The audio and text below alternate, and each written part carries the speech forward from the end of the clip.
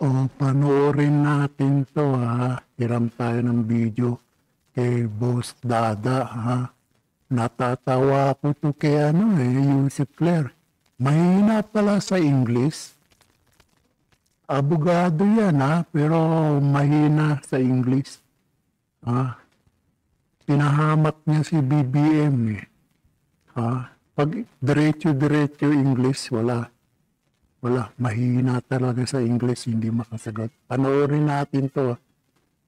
Allies of the... Ayan, so ito, interview ni Claire Castro. Kasi sinasabihan siya dito ni Ed Lingao na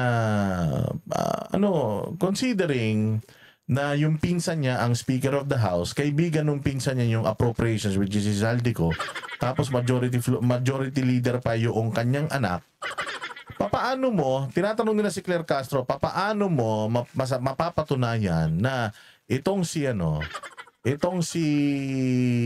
Bongbong Marcos ay walang kinalaman dito sa issue ng pagnanakaw na ito?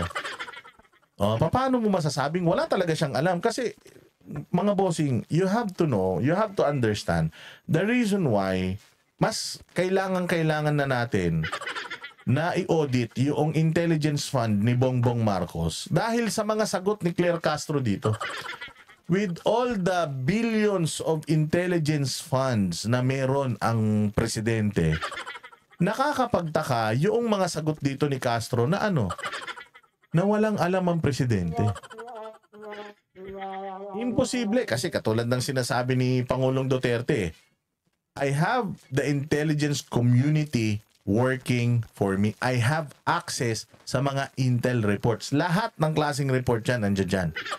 Lahat, nandiyan dyan. So, lahat nitong mga issues nangyayari, mga bulong-bulungan sa tabi mo. Lahat ng presidente, may mga intelligence fund. Maliban lang, siguro, maybe, kinurakot. Alam mo naman yan, si Bangag eh. Sino yung galit sa'yo? Sino yung nagkukudita sa'yo?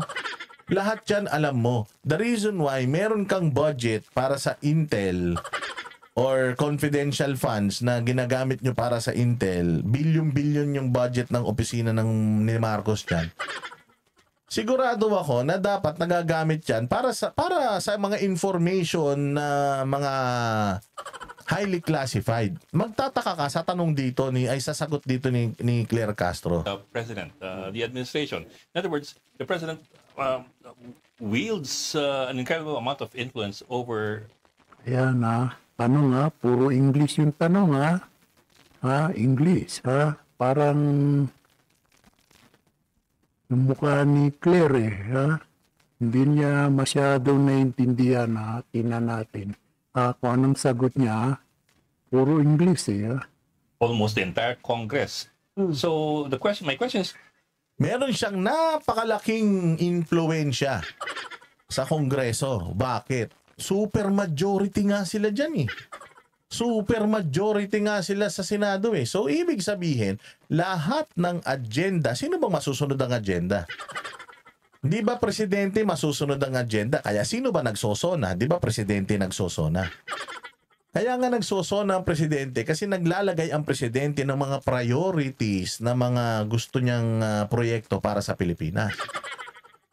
Ngayon, ikaw bilang congressman, bilang kongreso, yung lower house, i-align mo yung mga budget allocation nyo na aayon doon sa gusto ng presidente. Tama?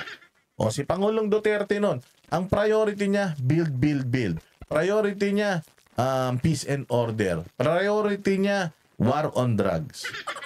Di ba? Anong nangyari? Di ba yung mga congressman, kung ano yung priority bills niya, doon nila nilalagay yung mga proyekto. Kasi kapag may proyekto ka na taliwas doon sa gusto ng presidente, hindi pipirma ng presidente yan. Ayaw ko nito. Kung halimbawa, kailangan ko ng 100 billion para sa build. Tapos yung pera, inilagay mo sa, halimbawa, inilagay mo sa tourism, halimbawa na lang. O, sasabihin niya, hindi yan ang priority ko. Ang priority ko, itong build. Ito budgetan natin. X sa akin yan. O, so, ibig sabihin, kung ano ang gusto ng presidente, yung kongreso gagalaw according doon. Tama? And ganun din ang Senado, bilang mas mataas na na upper house. Ganun din sila. O i-tweak lang nila, magdadagdag lang sila, magbabawas sila, pero ganun pa rin 'yun. Kung ano yung ginawa ng Kongreso, yung Senado nasa kanila naman kung magbabawas, magdadagdag, pero kung ano yung ibinigay sa kanila ng Kongreso, hindi nila pwedeng baguhin 'yun. 'Yun ang magiging basihan nila at nakabase yung budget na ginawa ng Kongreso doon sa gusto ng presidente. So again, may malaking impluwensya yung presidente sa budget na ginagawa ng Congress. Tama? O tama. Lalong-lalo na ang Speaker of the House, pinsan. Majority Leader, anak. Tapos ang ang finance, ay ang tawag diyan, ang Committee on Appropriations, kasapakat. Katransaksyon. O, so alam niya yan. O, tingnan ninyo. How can the president dissociate himself from the actions of the people who follow? Basically, I know they're supposed to be independent. Ganda ng tanong, di ba? How can the president disassociate? Kasi ganun ang ginagawa ng presidente ngayon eh. He is trying to disassociate himself from the most corrupt budget, GAA 2025. Sinasabi niya, wala siyang kinalaman. Sinasabi niya, hands off ako dyan. Nagtayo ako ng independent. Hindi raw niya alam. Pero pirma ng pirma, ha? Imposible yan na hindi niyo alam, naguhugas ng kamay. Ha? Itong BBM na ito, ha? Grabe talaga, ha? Walang alam. Yan ang tanong, ano ba yung tanong niya, no? Chubby Chingson? Kung walang alam, bobo siya. Sabi ni Chubby Chingson, ha? Investigative committee para imbestigahan yan. Ikaw nga nagtayo eh. Pwede ba namang imbestigahan nila yung amo nila? Di ba? But of course, in reality, they pretty much depend on each other. How can the president dissociate himself from the actions of his allies in Congress where he has a supermajority?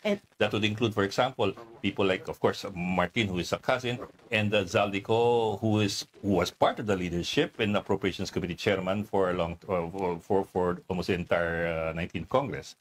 So, yun po, how can the president dissociate himself Correct. from this mess? And of course, let's not forget. Hindi nasagot ni Claire. Hindi nasagot. Hindi nasagot ni Claire kasi hindi niya naintindihan yung English eh. Ha? Hindi nasagot. Tulala. English kasi. Ha? O, sige. Go. Tapos may pahabol pa ng tanong. English din. Dinagdagan pa. Forget what the other analysts have said to us, which is, would he have made it to the House leadership if not for President Marcos's blessing? Of course. Again, we will invoke this. Bobo talaga. Bobo talaga. Bo talaga, of course. Of course, ha? Auntie Claire, of course. Alam niya yan. May bless ako. May bless siya. May blessing kay Tambaloslo. Alam pala, no? Binuko mo na, ha? Di namin niya. Bugak yan eh. Yung utak niyan, tain ng pusa eh. Para, yan ang sinasabi ko sa inyo. Pero sige, may paliwanag siya. Umoo siya. O ulitin natin yung tanong ni ate. Himself Correct. from this mess. And of course, let's not forget what the other analysts have said to us, which is, would he have made it to the House leadership if not for President Marcos's blessing? O, di ba? Hindi ba siya, hindi ba, kung si Martin Romualdez sabi, magiging siyang Speaker of the House kung walang blessing ng presidente? O, di ba? Ang sagot niya, Of course. Oh, may blessing ng presidente. Umamin siya na may blessing ng presidente yung pagiging speaker ni Martin at yung mga ginagawa ni Martin. Of course daw eh. Oh, pero mo, of course, ha? Nabuko, ha? May kurakot sa gobyerno, ha? Of course, yari ka. Yusek Claire, ha? Of course, ha? Ayan kasi, mahina sa English, hindi naintindihan, Yari ka. Yari ka kay Bangag, ha? Dito lang muna tayo, ha? Of course, yari ka, ha? Baku.